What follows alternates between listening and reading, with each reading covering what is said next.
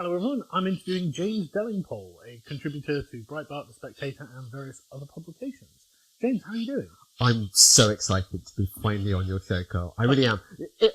Was it not about 2 or 3 years ago when I first approached you and you sort of initially said, yeah, I'll do your podcast, and then you went dark? I'm afraid it's due to my inability to organise anything, which is why I have these chats. I genuinely need them to do things. It wasn't out of any malice. No, the thing, we creative types, we get so needy, don't we? We imagine that if somebody rejects us, it's a sign that they don't like us and everything we stand for. And I was worried about that, but I'm glad it wasn't the case. There are many people who worry about that. With me, it's always incompetence. So. Oh, okay. Good. Now sorted that one. Yes. So what I wanted to, you are one of the conservative voices that are not afraid to directly engage with cultural commentary.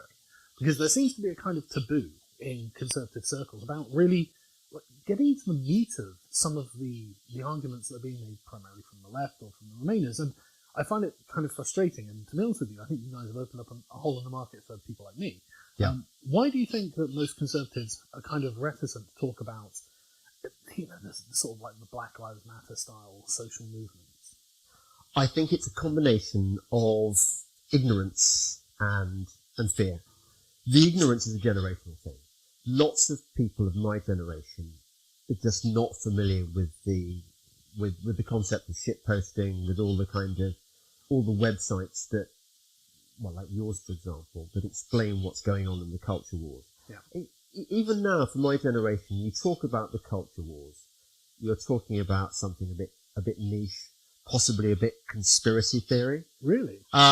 Yeah. But people haven't got the frame of reference to discuss it. But secondly, those who do vaguely understand it's fear. And the left has been very good at this. You start talking about some of the issues that we talk about, and very quickly you become, in their eyes, far right, alt-right, or basically a Nazi.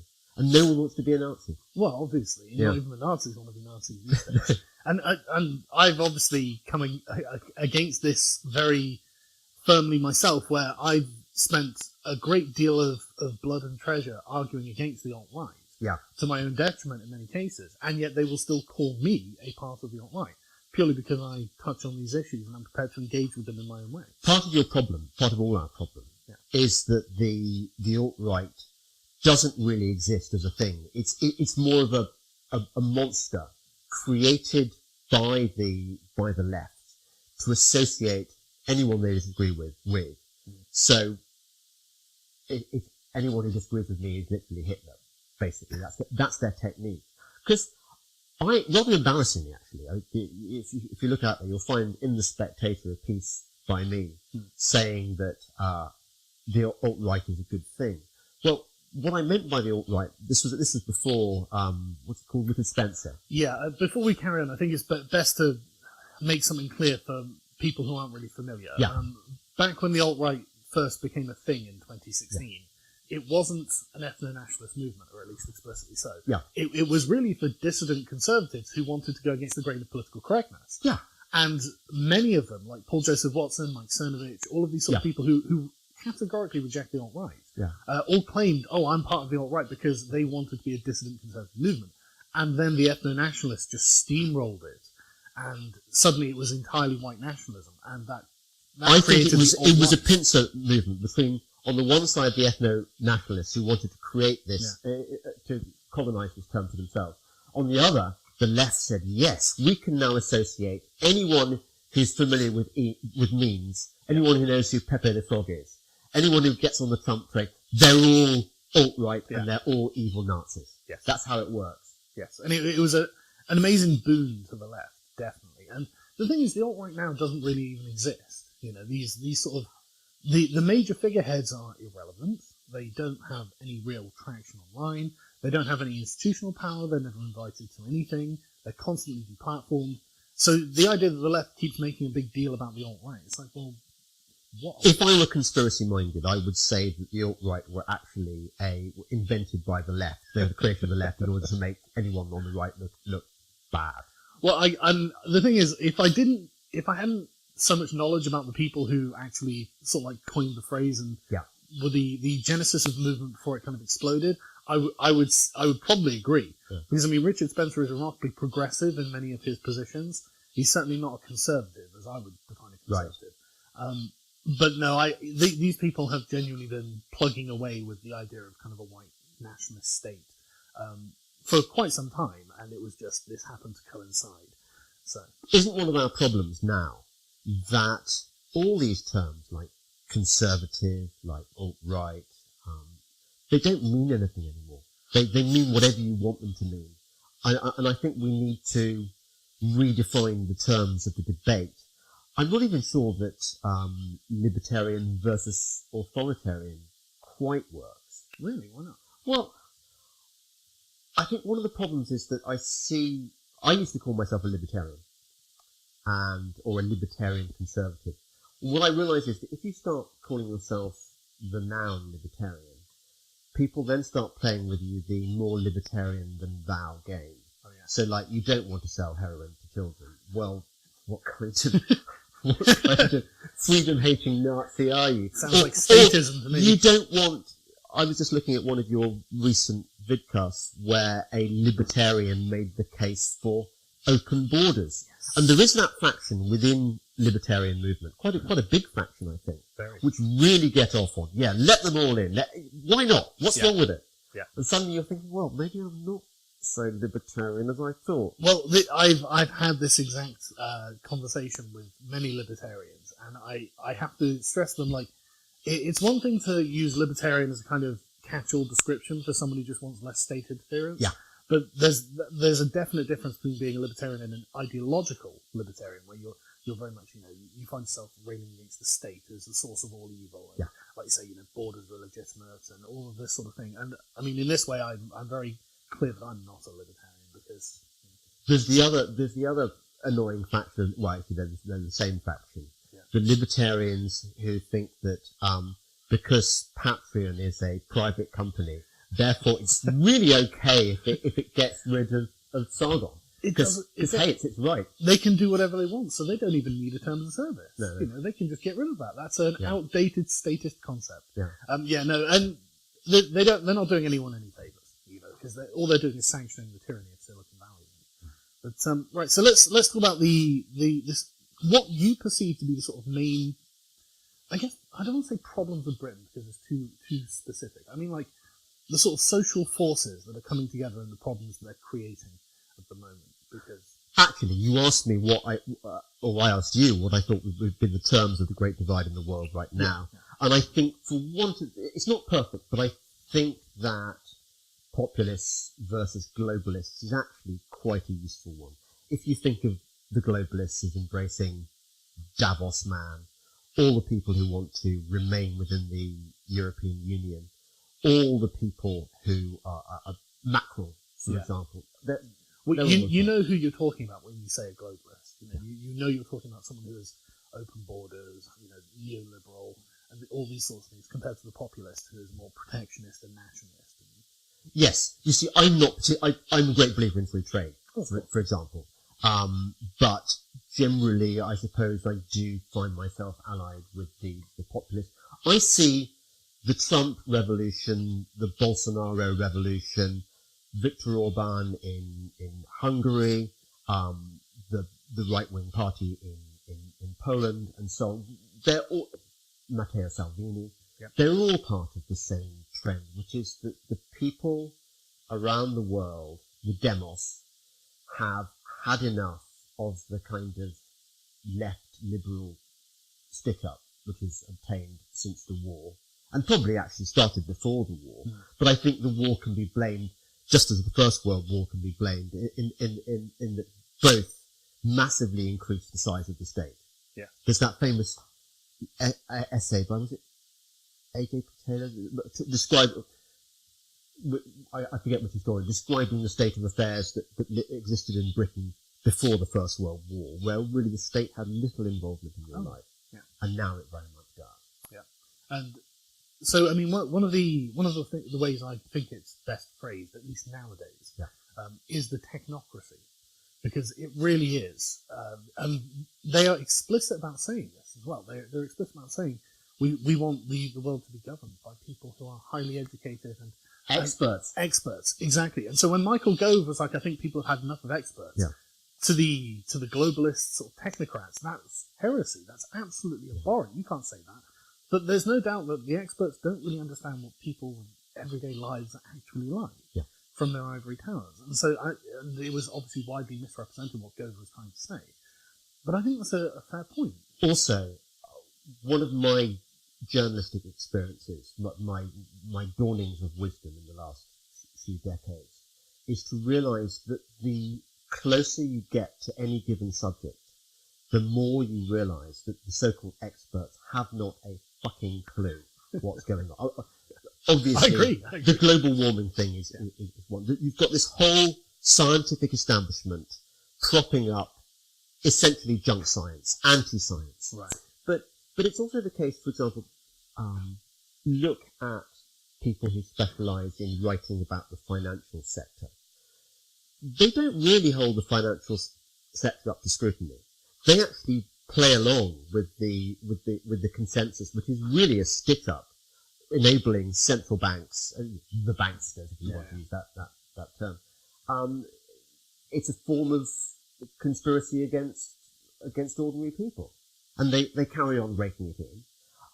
We thought, I think, those of us on the right side of the argument, that somehow Bitcoin was going to save us all, that it was going to remove, it was going to disintermediate the banks, and this would be. But of course, the banks fought back, because if you've got this cartel situation where you are raking it in for really not much effort, you don't want to give that up easily. Of course. And so, I think it shouldn't have come as much of a surprise that things like Brexit and Trump happened. I mean, you can claim it's any kind of policy position you want, and I find that Remainers often say, well, what if the European Union actually does what you don't like? And if I was given some time on Google, I could find dozens of examples, obviously. Yeah. But I think it's more primal than that. What do you reckon? Do you think it was more of a kind of reaction to the centralisation in capitals? I think it's, when you say primal, one of the interesting things about Brexit is that, okay, this is not absolutely true, but generally the people who voted Brexit hadn't been educated. They hadn't been taught to be stupid by a university. They're just people with real jobs and common sense. So yeah, in that sense, it was more of a visceral thing than an intellectual thing. But I don't think it was just a kind of animal cry of rage. I think they may not have been to university, but these people aren't stupid. They've just got a different way of showing their intelligence, and their intelligence involves discussing things with their mates, looking at how it affects their lives, and realising that this is not a deal which is working in their interests. They're not being represented by their alleged representatives in Westminster. And this has happened across the world. Well, since you brought us nicely onto the subject, what do you think of Theresa May today, in fact, suggesting that no Brexit was more likely than no deal? This is something that I don't get surprised by many things. I understand totally where the people who voted Brexit are coming from. I don't think any of us could have been quite prepared for the corruption and the way that the elite ganged up to defy the electorate, defy the people, and tell them that they cannot have the thing that they voted for because reasons. Yeah. And the reasons kept changing. It doesn't even matter what they are. It doesn't even matter what they are.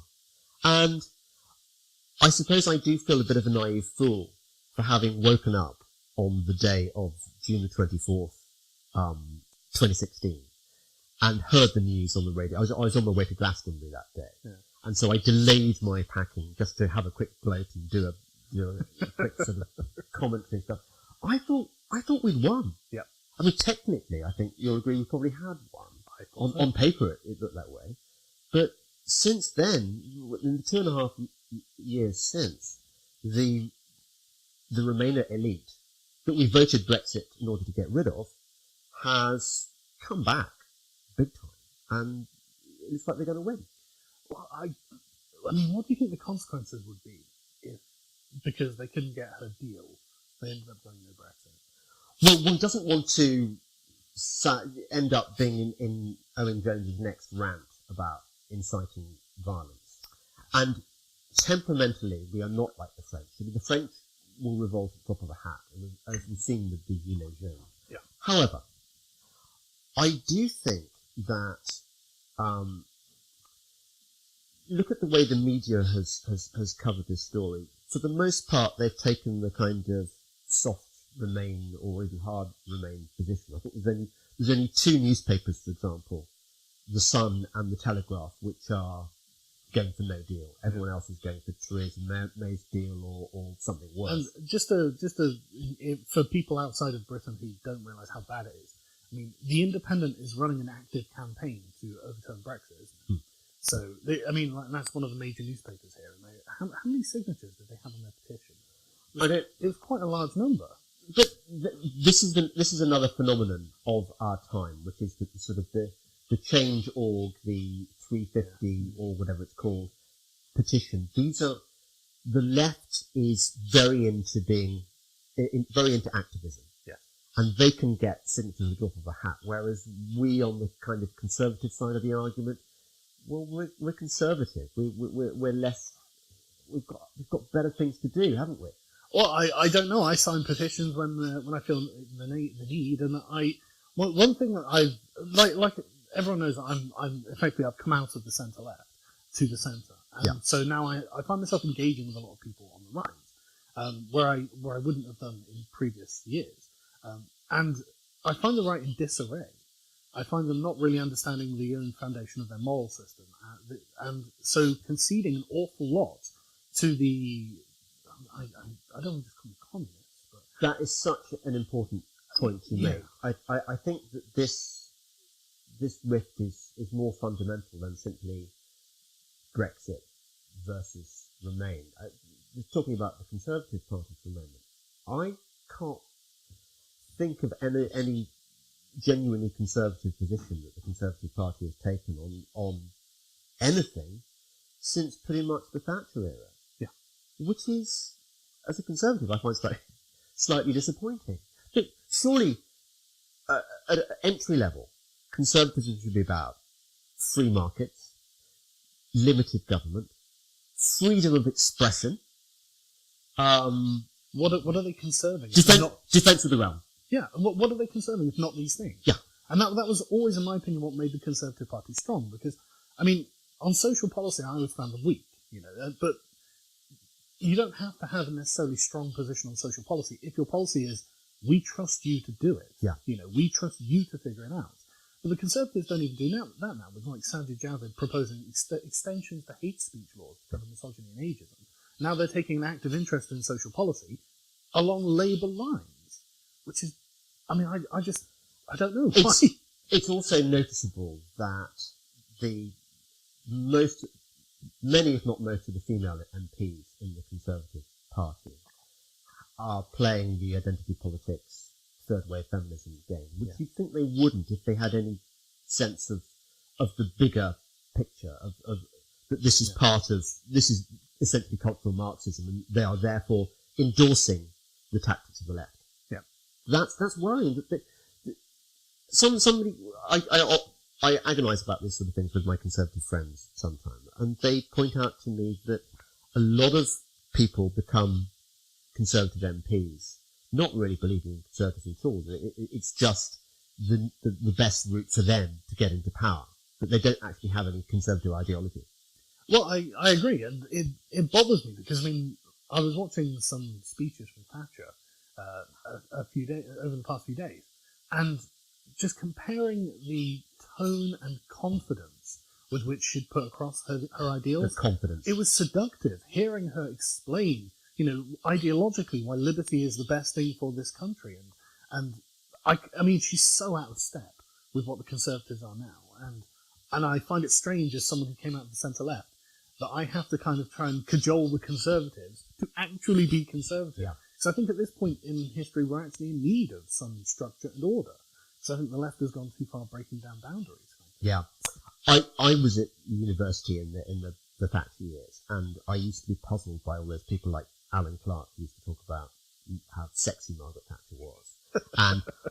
But the thing was, I was 19 then, and she was an old person, and old people aren't sexy, obviously, we know that. But now, I look at this stuff, because quite often you see Thatcher video sound bites appearing on Twitter and stuff. How can there have been a time where Conservative politicians actually said Conservative things? It's so exciting. Well, yeah, it's weirdly exciting. Yeah, no, it genuinely is, and it's strangely romantic, where because she's appealing to the sort of the higher ideals that I think a lot of people in Britain do hold, but don't ever have articulated in public. Yeah. And so, and the sort of like left-wing consensus that dominates the dialogue would just run in terror the idea of someone confidently, like a Thatcher standing there and projecting this outwards. They have very few avenues on which to attack that. We need to find more people first of all, with Thatcher's ideological heft, and secondly, with her sense of her spirit of attack. Yes. I was looking at the Owen Jones encounter with Andrew Neil the other night, and I'm thinking, we haven't really. Whatever you think of Owen Jones, he's very effective at giving the impression to his base that this is a racist, fascist country which doesn't care about the poor, which is trying to make life miserable for immigrants and stuff. And it's a very simple narrative to get across, and he keeps repeating it, and he's very aggressive about the way he repeats it. We kind of need a counter to that. But maybe you can suggest what it is, because I don't know. Well, I mean, I can suggest many ones, but I think that the fundamental axis of liberty is the one that the Conservatives really need to recenter their moral values again towards. Because this is how Thatcher was attacking everybody. I mean, I saw an interview with her and a Swedish journalist, and the Swedish journalist was effectively accusing her of being a fascist. And she was like, excuse me, my country didn't submit to fascism. And then she's like, well, you're saying that British people are better than others. It's like, and she was like, no, I'm saying we're better at defending our values. And that was a really aggressive way to reframe the question and turn it back on the journalist who was accusing her of being a Nazi. Yeah. So, and I miss that kind of aggression against this kind of submissiveness from the left. Yeah. Even Conservatives that one might have counted on, like Michael Gove, who wrote his very good book, Fahrenheit, what it was called. I actually didn't read it. Okay, but it was a pretty good analysis of the threat posed by Islamism to social cohesion and indeed safety in the UK. It's not like he doesn't get the basic principles, but now here he is as Environment Minister. And what sort of thing he intends to ban by 2020? When were Conservatives in the business of banning stuff? I mean, I suppose in America they were. In America they were very evangelical. Right. And I suppose, but I didn't feel that was something that was cross-pollinated over here. I never considered the Conservatives to be anti-free speech or anything like this. In fact, that seems to have been something Conservatives could be very aggressive on, because it's an unimpeachable moral good. Yeah. So, That's almost, of all the things that surprised me about the Conservative, the kind of conservatism, that I think is the worst. When I was at university, free speech it's a bit like the Jews. It's clearly a bad thing attacking the Jews. This was a given. Because the Holocaust and stuff like that. But not just the Holocaust, lots of other reasons as well. You don't, in the same way, free speech, obviously it's a good thing. There wasn't this kind of, I believe in free speech, but I don't believe in hate speech. Yeah. There is no distinction between free speech and hate speech. In fact, free speech is designed to protect unpopular speech. Yeah. Because you don't need it for popular speech. Absolutely. Hate speech is something that deserves protecting most of all. Exactly. And as unpleasant as it might be, I really think that we need to go back to the idea of words are just words, sticks and stones. You know what? I was going to, a few years ago, and I wish I'd written it.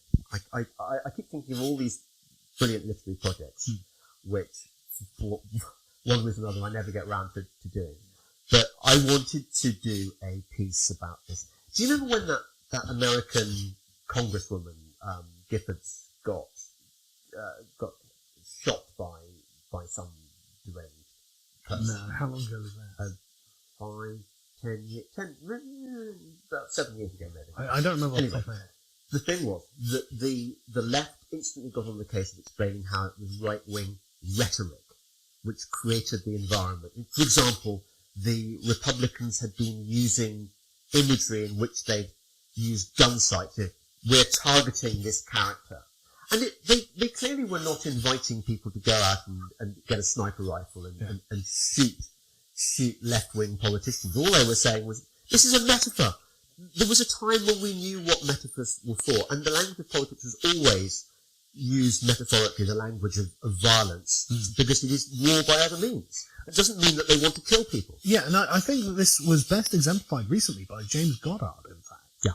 When he said, okay, if it's a war you want, it's a war you'll get, or something like that, to the police or whoever it was. He obviously didn't mean he's going to pick up a weapon. He obviously meant that he's going to speak out using his iPhone and whatever, and ideologically engage in politics in the war of ideas. You know, obviously he's not saying that he's going to go on a shooting spree or something crazy. Also, I was very pleased that you covered that on your most recent podcast, because it seems to me you're one of the very, very few people who actually got to the heart of the matter. I was looking at the footage. It wasn't somebody going up to Anna Soubry and saying, you're a Nazi, you're a Nazi. What it was, Soubry is a Nazi, Soubry is a Nazi, da da da. Kind of catchy. So it was the banter you hear at football stadiums. It was playful. Yeah. It was not full of venom, and it was not spittle-flecked, as they like to say. No. And she was enjoying it because she sees the opportunity. She was playing it up for all she was worth. Yeah. Now, we expect Anna Soubry to behave very badly because that's what she is. She's a second-rater. She's not very clever, despite the fact that she's a barrister. She's obviously a second-rate barrister. She's a chancer. She's not a real conservative. She's never been a Conservative MP. So naturally, like a lot of stupid people, look at David Lammy as well, she's going to play whatever dirty trick she can in order to get herself in the media and to win her arguments by foul means. That's a given. What is worrying was the degree to which the media and the rest of the Conservative Party were prepared to play along with this lie. That's what's scary. It's like the hive mind, the establishment hive mind very quickly decides what the media narrative is going to be. Yeah. And this was a case where I thought, hang on a second, these were just a bunch of harmless, slightly inarticulate, but ultimately decent Brexiteers, frustrated by Westminster's inability to provide them with the thing they voted for, expressing themselves in football chants and slightly getting in Anna Soubry's way when she's walking down the street. But it was not the far-right threat made out by Owen Jones. Absolutely. And the way that it was portrayed by, I think Douglas Carswell said it best. They were boorish oaths. Yeah. They are boorish oaths, but honestly, they're kind of representative of working class feeling and action. Yeah. You know, they don't have the refined nature of the Westminster bubble. They don't know how they're supposed to act in that way, but they do know that they're voters, they do know that they're taxpayers, and they do know that they bloody well voted to leave, and Anna Soubry is deliberately trying to undermine that vote. Yeah. And so I can't believe that she's shocked, especially after the way the Remainers treated anyone leading up to the Brexit vote. Anyone who wanted to vote leave, you're a Nazi, you're a Nazi, you're a Nazi. It's the mantra they've been using for the past 3 years, and suddenly when it's turned back on them, oh God, they're horrified. Yeah. How could you say that to us? It's like, but this is only possible if the mainstream media supports the narrative, which they did to the most. It became the lead news story across Sky, across the BBC, and you had Conservative MPs joining in saying how appalling it was. Where are these Conservative MPs? When are they speaking out against far left violence? It seems to me that they accept it as a sort of thing we have to learn to live with. Passive. unbelievably passive, and it's infuriating. I mean, I personally have been attacked by Antifa. I've personally had to shove them around to get them off the stage that I was on that they were trying to disrupt. Where was the blanket condemnation? It was only places like The Spectator or Spike that have the kind of finger on the pulse of what's culturally going on. Yeah. That were like, well, this is a bad thing, isn't it? But none of the establishment would talk about it. And I suppose it's because I'm an anti-establishment figure, but still, I think they do themselves a disservice. And like you say, where were they when, like, Remain voters are chanting Nazi at people? Where were they when leftist protesters are chucking eggs and, haranguing the politicians they don't like? Complete silence. But as soon as it happens to an establishment Remainer, oh my goodness, the sky's falling. What's interesting on that Politics, is it called Politics Live? I think it is, yeah. That even Andrew Neil, even Michael Portillo, and Michael Portillo made a very good case against Owen Jones. He put him down very effectively in a kind of genial way. And the way you put people down matters so much. Body language and tone and everything. People have got to see that you're a likeable person. He did that well. Andrew Neil, again, he acquitted himself pretty well. But both of them could not resist the opportunity to, I hate to accuse Andrew Neil of virtue signaling, but virtue signaling is what he did with his little introduction about how bravely Owen Jones had coped with this barricade. Owen Jones was not threatened at any stage. He was loving every minute. If Owen Jones had to endure the kind of being attacked on stage physically, as you were by Antifa, or the kind of treatment that Nigel Farage routinely got from the far left on the, it'd be a different thing. That kind of experience does not leave you going, ha ha ha, isn't this fun? Yeah, hey guys, look at me. Yeah. It's upsetting. You want to crawl into a hole and you can't cope with it. They did not have that experience that is routine for people on the right. No. And yet here you have two of the most articulate defenders of the right-wing cause, not playing the enemy's game. Yeah, and it's crazy how, and as soon as they give in to this framework, then they're trapped within it and they can't escape it. No. They've agreed to everything and they get to the end point where they have to basically concede that fundamentally, yes, it is right for us to police their behaviour in this way. So now we've got them, is it a criminal offence to call someone a Nazi? Well, if it is, the left has got problems, haven't they? What are they going to do? And obviously they can't make it that, but Goddard was arrested anyway. But you see, as somebody said to me the other day, they always kill the foot soldiers. So if you want to frighten the rival mob, you kill a few of the foot soldiers hideously. And it's why it's so important for them to take out people like you, because you don't virtue signal. I've never known you virtue signal. You tell it exactly like it is. You're very reasonable. But if somebody can seize an opportunity to make it seem like you are an extremist, I go with Breitbart all the time. Of course. That anything, I try to write the kind of articles for Breitbart, not dissimilar from the articles I write for The Spectator. Really thought through, long-form articles, using lots of fancy phrases and words, just to make the reader understand that, yeah, okay, so it may be Breitbart, but actually you can have intelligent stuff here as anywhere. That doesn't matter to them. All they want to do is go, yeah, Breitbart, anything because of Breitbart is wrong. Yeah, so it's a way of just not engaging with the argument, and this is something the left has been very effective at, is just sidestepping and corralling and containing other arguments and making them illegitimate in the eyes of conservative people who should be like, well, I don't care that you're offended by that. I'm going to extract the truth of what they've said, regardless of how unpleasant the messenger is. Yeah. And that's gone. And I think it's trapping. I think what has wrong-footed us as well is the speed of the enemy's advance. Oh, yeah. The comparison, there's two types of zombies. There is the stumbling zombies you get on Walking Dead, which you can outrun them fairly easily. And then there's the zombies on World War Z, who move really, really fast. Yeah. And we've got zombies moving at World War Z speed. Yes. The boundaries of the Overton window keeps shifting leftwards so quickly that it's very hard for people who haven't got a sort of fighter's disposition to stand up to this. People are, which is why there are so few of us who say the things that we say. I completely agree. And the left is very. I mean, I love the analogy with an army, because it feels like that as I'm watching it, and the left is highly disciplined. Like the leftist activists fall in line very, very quickly, and everyone says, "Oh, the left eats their own."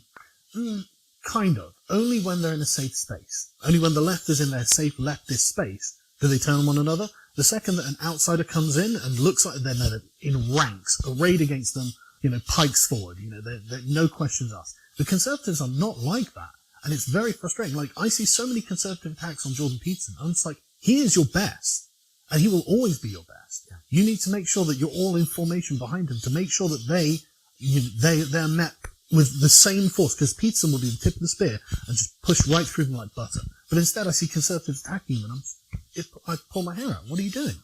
Not you personally, obviously. If this is July 1944, definitely the other side, the left, are the Germans. It's extraordinary the capacity they have to recover from every defeat and to form these squat units and form very effective. They are so much more disciplined than we are. We're just like, la la la la, well, we're British, damn it, and we've got so much civilization behind us, and we've got all these institutions. These are going to save us. But actually, nothing is a given. Yes. That every generation has to fight for the rights that the previous one fought for. Once you start taking these things for granted and assume that they're always going to be that way, that's when the Goths and the Huns appear at your gate. Well, no, I completely agree, and great point about the kind of conservative faith in institutions, because that's one of the main strengths of the left, is infiltrating institutions. They are such brown nosers. They will do the dirty work as long as, in 6 months' time, they'll be promoted to the middle management class, and they'll fill that, and they'll promote other like-minded people and this is how they fill institutions. This is the book that I actually do want to write next, and it's inspired by Vox Day, what he wrote in Social Justice Warriors Always Double Down, and he describes how every institution is being infiltrated by really a minority of social justice warriors, but like a parasite, they take over the host and suborn it to their own ends. Yeah. It's quite extraordinary. The army, look at it. The army is not about defence of the realm anymore. It's about diversity. Yeah. It's about giving women the right to die on the front line in special force units, which they're only going to undermine. Yeah. Which they don't qualify for physically in most cases. Which they don't. I don't either. I'm not suggesting that's a failure on women's part. No. But it's a fact. Or what's the biggest worry about the British Army now? Making sure that Muslim recruits know that when they're out on exercise in Snowdonia and they want to whip out their prayer mat, their comrades aren't going to judge them, but are actually going to accommodate them and celebrate this diversity. It's just crap. It is. I don't care whether the British Army is entirely women. I don't care whether it's entirely Muslims. I don't care whether it's entirely black people. All I bloody care about is that when the shit hits the fan, these guys are going to kill the enemy more effectively than the enemy can kill them. That's all I care about. Totally agree. I completely agree. And it drives me crazy watching them see the Kitchener poster as well, because the way they framed it was completely wrong. The reason that it didn't land, because Kitchener's a great icon. He's a great British icon. He was a leader who was well respected in his time. He wasn't appealing to the person, even when he was saying, we need you for the army to save king and country, things like this. But instead, these new posters are about, we need, and they talk about the individual. We need your addiction to your smartphone. We need your addiction to video games. It's like, that's not a higher ideal. So you've got two problems here. Number one, you've probably got more than two. Yeah, actually. Two major ones. Yeah, two. So you've got the recruitment for the army being outsourced to Capita. That's number one. But number two, you've got the kind of people, senior officers, who are prepared to go along with this diversity, cultural Marxism bullshit. And they're the ones that rise to the top and give the nod to all this nonsense. Meanwhile, you talk to, I've got friends who work in special forces and so on, and I talk to them about this, and all utter bollocks. The reason that people join the army is the same reason they've always joined the army. It's young men, mostly young men, who want to see the elephant. They want to test themselves. They want to prove their manhood, and you know what it's like to be under fire. Know what it's like possibly to kill somebody legally because you're defending your. As a soldier on battlefield. That's what they're not in it to test their texting skills or whatever other excuses are being made. And I worry that this trend across the West, because it's not just in the UK, America has a similar problem. Yeah. Is this not the sign that we have reached that stage of in the civilizational cycle where we're just kissing goodbye to our culture and allowing more vigorous and aggressive cultures to take over? There's no doubt. I mean, one of the main problems, like the army in America has problems enough recruiting, and they're a lot more patriotic than we are. Yeah. And we are always understaffed in our armed forces. We can never meet the recruitment targets. And then you'll see people on TV saying, "Oh, well, we can't be patriotic." Well, and they don't say it like that, but it's the attitude. The way that they formulate the things that they say. It's always kind of self-abasing in a way towards the institutions and the culture that we have. And so they're not giving anyone anything to be patriotic about. And so if the Russians invaded tomorrow, why would they stand up? Why would they fight? How long ago was that army recruitment campaign that just went simply be the best, and it had the Union flag? Feels like a lifetime ago. It is a lifetime ago. It's another world. And I thought that was a fantastic. I mean, my dad was in the RAF, so I grew up on military camps. I saw all of these things all the time. And back in the 80s and 90s, they were patriotic. They had the flag on. They were speaking about, you're protecting the realm, as it were, Yeah. Now it's all about the self-interest of the individual soldier, and it's like, sorry, that's not how an army works. Indeed, that's very the good opposite. point. Yeah, absolutely. Absolutely. And so, I just find it very frustrating that we're just kind of selling our own civilization off the road, because I think it's something to be proud of. There's that famous essay, isn't it, by Glub Packer that's been doing the rounds, the one about how civilizations go from this, you get this sort of the vigorous, the martial side, and sort of the entrepreneurs rising and rising. My previous, my last podcast with these people who were talking about how globally IQs are declining. Yeah. And they've been declining since about 1850, 1870. So you think about the dawn of the Industrial Revolution. You had all these really super bright people inventing all these amazing things like the canal system and all these technologies. But where are they now? We're just in a kind of... Well, I can tell you where they are, actually. They're currently working for Google, programming very basic algorithms for 160 grand a year, because the tech giants are effectively sucking up all the talent and then keeping them occupied with widgets and apps and things like that. And these people, in their veal fattening pens, in their very well upholstered veal fattening pens, do they have the politics of the FJWs, or is it just the senior echelon? I mean, it depends where you are. In Silicon Valley, it seems to be a case very much of the people manning the structures are very far left. And they have a natural tendency to unionize, which makes it very difficult. Because you can see the difference in tone in the last, say, 5 or 10 years with the tech giants themselves. And Patreon and Twitter are great examples of this. Where Jack Dorsey in 2009 committed Twitter to free speech. And then in 2015 he said, of course we're not for free speech. Yeah. And the same with Patreon. They were meant to be an alternative to niche content that wasn't getting monetized on YouTube and various other platforms. And now they're saying, oh no, we're going to police the content that you make. Your brand is what we're judging you on and things like this. So you can see the change. And I think it's because of the sort of middlemen in the sort of trust and safety council types. The ones actually manning it. And I think the CEOs at this point are they're kind of powerless to stop this. Yeah. You put up that footage of Tim Cook talking about the sort of, I think he used religious terminology to describe this kind of mission. It's a sin not to censor. Yeah. That's where we are. Yeah. And these people control the internet. Yeah.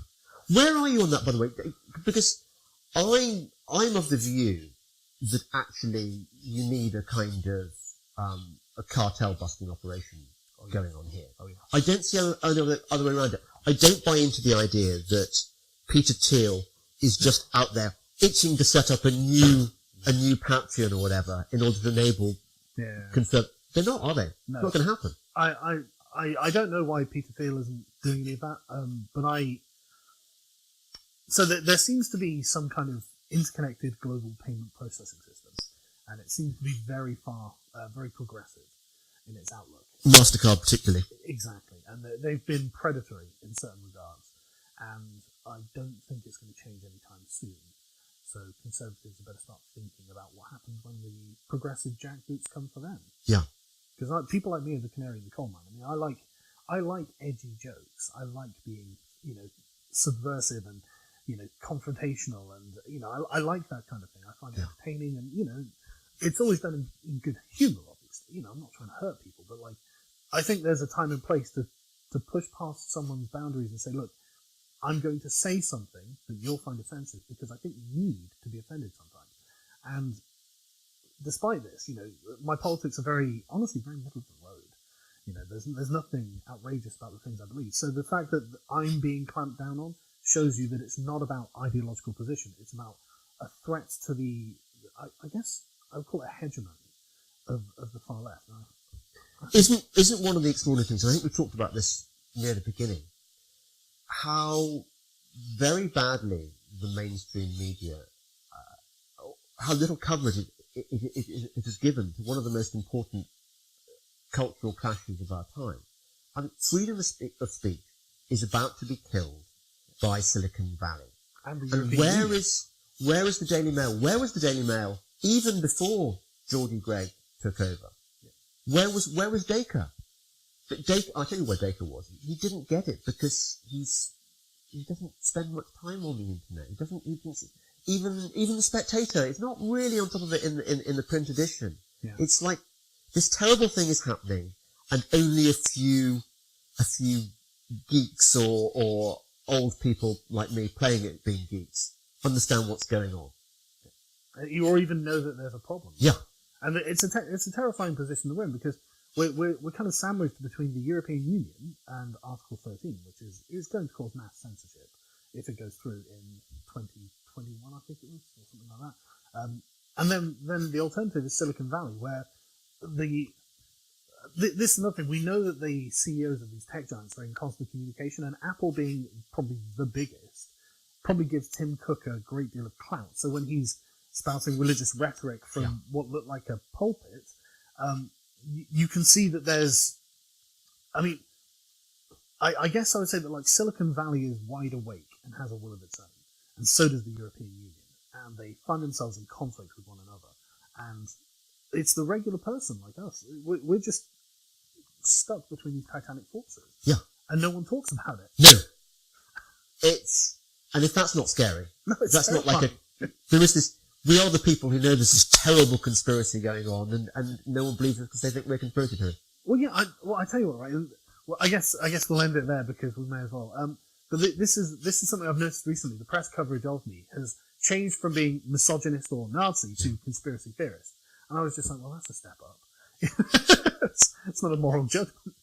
Yeah, I'm amazed how respectable people have now started to using these ad hoc dismissive tags. For example, just briefly, Rod Liddell wrote a piece in the Sunday Times, very reasonable point, saying one of the problems is that in black families there's often not a father, and they're absent fathers, and this is contributing to this culture of violence and criminality, etc., etc. How did race-baiting MP David Lammy respond to this? He put up a series of tweets trying to get Rod sacked for saying something that is empirically verifiable, number one, and indeed what Lammy himself has talked about in the past. Yeah, in 2012, Lammy said exactly that. I mean, I've cited him as part of an argument in favour of that.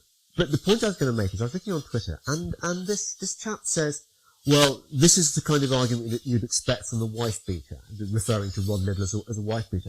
So I looked, as I often do, to find the identity of the person tweeting this. Yeah. It was a barrister in a respectable London chambers with the initials FBP after his name. I was thinking, hang on a second. I remember a time where barristers were the kind of people who witnessed your passport photocopy or whatever. They were pillars of the establishment and you respected them. If you've got barristers in London chambers playing this game where you can just write off an argument simply by dragging up something that happened in the journalist's past, which is probably exaggerated anyway, this is the kind of world we're in now, and it's not a good place. It's worrying, isn't it? Because that's the only reason, as far as I can see, to do that is to actively avoid dialogue. Yes.